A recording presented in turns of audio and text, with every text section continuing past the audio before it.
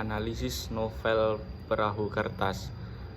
Judul buku Perahu Kertas. Penulis Dewi Lestari. Penerbit Bentang Pustaka dan Trude Pustaka Sejati. Tempat terbit Yogyakarta. Tahun terbit 2010. Jumlah halaman 444 halaman. Jenis buku fiksi. Novel ini dimulai dari kisah seorang remaja yang bernama Kinan yang baru saja lulus SMA, yang selama 6 tahun tinggal bersama neneknya di Amsterdam. Namun karena perjanjian dengan ayahnya, Kinan terpaksa pulang ke Indonesia dan berkuliah di Bandung di Fakultas Ekonomi. Sementara Kinan sendiri sangat tidak menginginkannya dan lebih memilih untuk menjadi pelukis dibandingkan menjadi seorang businessman. Kinan memiliki bakat melukis yang kuat dari ibunya, dan dia tidak mempunyai cita-cita lain selain menjadi pelukis. Berikutnya unsur-unsur intrinsik novel Perahu Kertas. Yang pertama, tema cerita yang diangkat di dalam novel Perahu Kertas karya Dewi Lestari yang mendomisili adalah persahabatan. Berikutnya tokoh dan penokohan. Yang pertama, Kinan.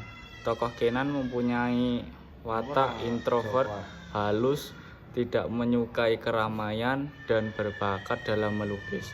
Yang kedua, Kuki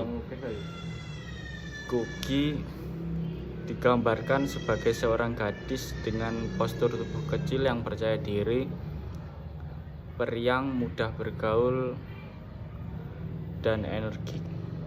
Yang kedua, Noni adalah kekasih Eko.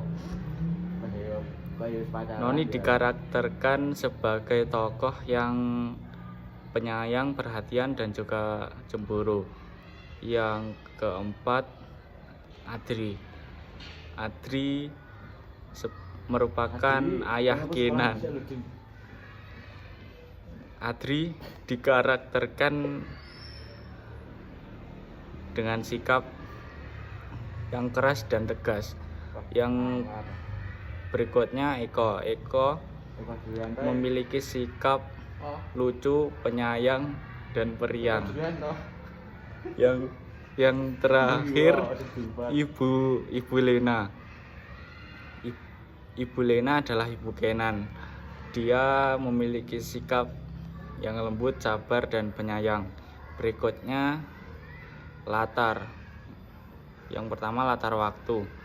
Latar waktu di dalam novel ini ialah setelah pulang kuliah. Hal ini berarti latar waktunya pada sore hingga malam hari. Yang kedua, latar tempat.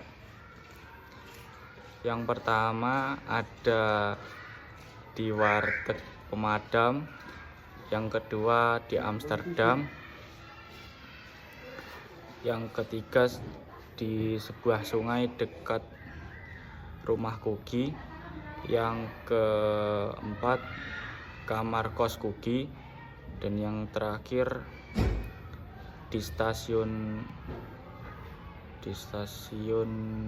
Bandung. Berikutnya, alur yang digunakan dalam novel Perahu Kertas merupakan alur maju mundur. Yang kelima, sudut pandang yang diceritakan di dalam novel ini menggunakan sudut pandang orang ketiga serba tahu. Pengarang menceritakan semua kejadian dengan pengetahuannya tentang tokoh dalam novel Perahu Kertas. pengarang sebagai orang ketiga, karena pengarang tidak menyebutkan aku sebagai tokoh, melainkan menyebutkan nama masing-masing tokoh dalam novel tersebut. Berikutnya amanat. Amanat dalam novel ini mengajarkan kita harus yakin dengan apa yang kita lakukan, bahwa menjadi diri sendiri itu bebas dalam berkarya, namun kepuasan hati dan menyenangkan orang banyak itu hasil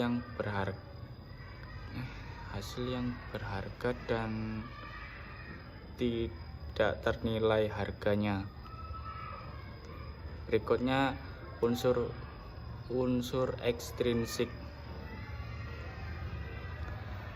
Di dalam novel ini gaya bahasa memiliki pertentangan yang didominasi dengan penggunaan gaya bahasa hiperbola.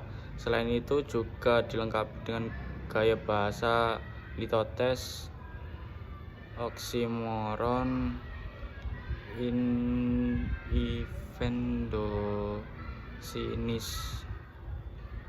invendosinisme, dan paranomasia, serta klimaks. Sekian, terima kasih dari saya. Assalamualaikum warahmatullahi wabarakatuh.